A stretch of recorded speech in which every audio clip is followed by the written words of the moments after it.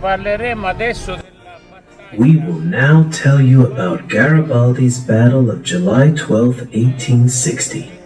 The battle that says it didn't happen, and there weren't even any heroes. But this isn't true, because you'll see it as we tell you the facts. And above all, we dedicate this immense effort that inspired, etc., to our great and late Professor Bartolo Cannistrà.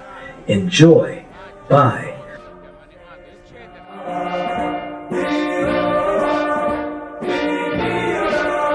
buona visione. Ciao.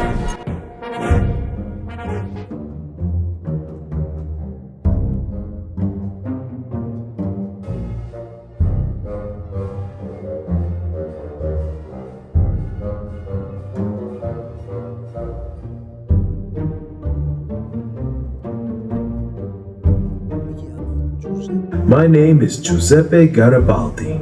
I was born in Nice with the sea in my eyes and the wind of freedom in my heart. Since I was a boy, my home has been the entire world. I have sailed oceans. I have fought in distant lands, always with a single flag in my heart, that of oppressed peoples.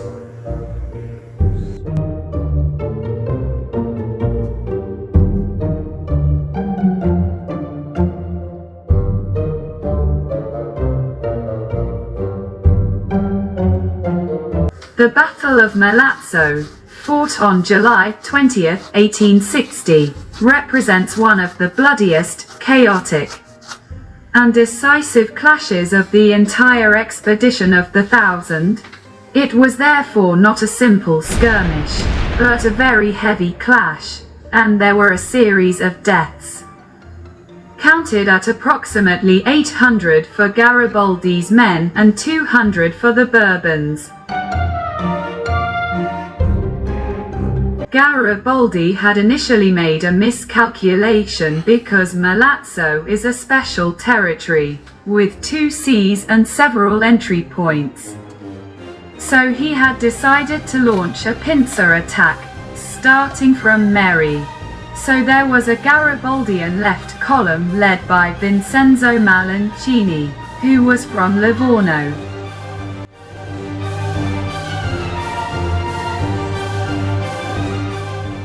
and who advanced along the Tyrrhenian coast and headed towards San Peppino, while the right column was led by the great Giacomo Medici, who tried to move from the right toward the center of the plain.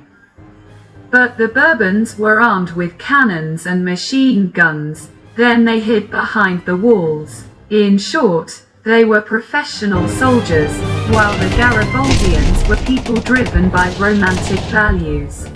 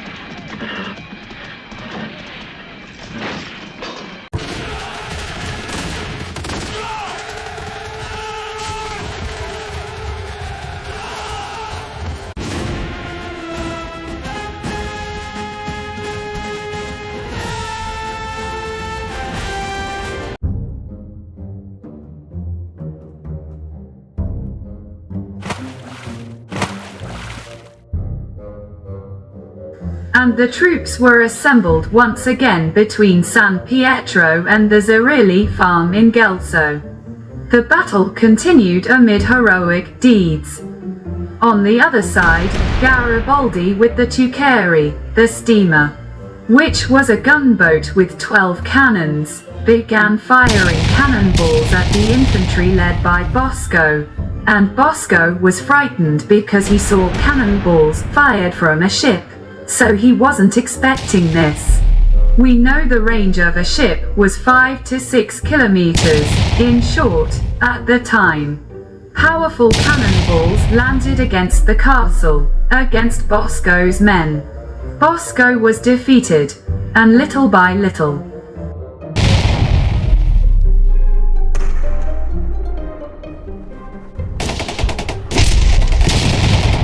Garibaldi's men gained the upper hand, although there was another skirmish at the Milazzo Bridge, where Pascoli wrote a famous poem, if you remember.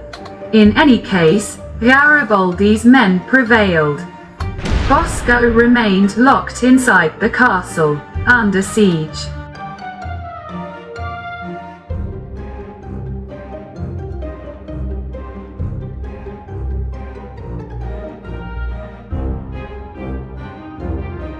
A series of news reports were broadcast, traveling with the first telegraphs of the time, until Clary granted him surrender, and Bosco, who had an irreconcilable debt with the Milazzi, who had always been polite people until they couldn't take it anymore and broke out in protest, in revolution.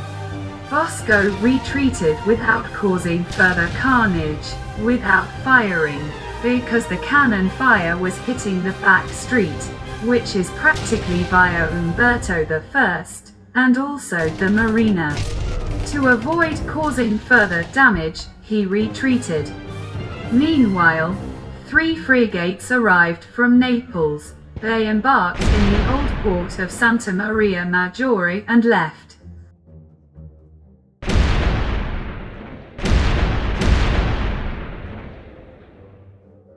It will be enough to recall the figure of the hero Alessandro Pizzoli, of whom Piaggia speaks, the great Giuseppe Piaggia, this historian from Palermo to whom Milazzo owes an irreconcilable debt. But unfortunately, he lacks that prestige and that value. And he is not remembered as he should be remembered. We know that Pizzoli saw the cannon on the eastern side, because Garibaldi's men were trying to cross to the east near Silvanetta, so to speak, on the Via dei Mulini. But here there is a cannon firing cannonballs and machine guns. So, Alessandro Pizzoli has an idea. He says, "I'll step forward with the tricolour," and I say, "Don't shoot at our Italian brothers. Let's see if they'll understand." But it's his miscalculation, because in reality they fire a cannon shot at him and tear him to pieces, and unfortunately, this fact that gives him glory, but takes his life, or fortunately if you will, causes an unprecedented reaction in the Garibaldians who, like tigers, leap, overtake the Bourbon column, seize this piece of artillery, and proceed toward Milazzo Centro to repel the Bourbons. Finally, Garibaldi can rest. Legend has it that he used to lie down in the churchyard of the church of Santa Maria Maggiore, and the cowherds had offered him a dish of tuna and caramelized onions in bread. A few words to remember Giuseppe Calcagno Bolognani, known as Peppa, our Cannunera, who spent her life in Catania and distinguished herself in the anti-Bourbon ways of May 31, 1860, when she seized a cannon and began to slaughter the Bourbon troops and was considered a heroine. A famous statue of liberty with its arm raised with a torch that marks the light of freedom, and where Garibaldi's men had decided to place the poor remains of the great Alessandro Pizzoli, whom we mentioned earlier. Finally, noteworthy is the heroic action of Matteo Nardi, a liberal and carbonaro, who waved the Italian flag once Garibaldi's men had entered the Marina Garibaldi, and was hit by a rifle shot fired from the castle that was actually meant to hit Giacomo Medici. And so he fell heroically and at the same time saved Giacomo Medici's life.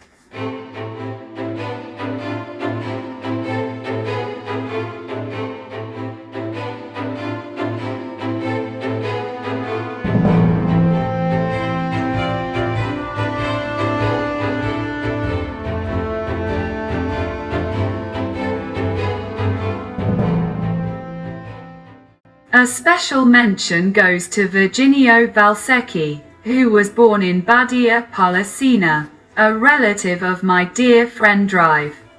Massimo Sindoni, who graduated in Modena in 1860.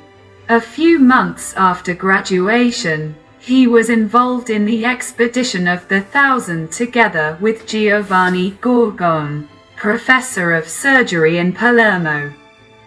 Originally from San Piero Patti, who essentially managed the field hospital for the care of the wounded. More than 600 men arrived there and were transported for treatment. I close this video, made with electronic means, with pieces of old film, etc., by thanking above all my great Professor Bartolo Cannistrà. Thank you, Bartolo. Hugs.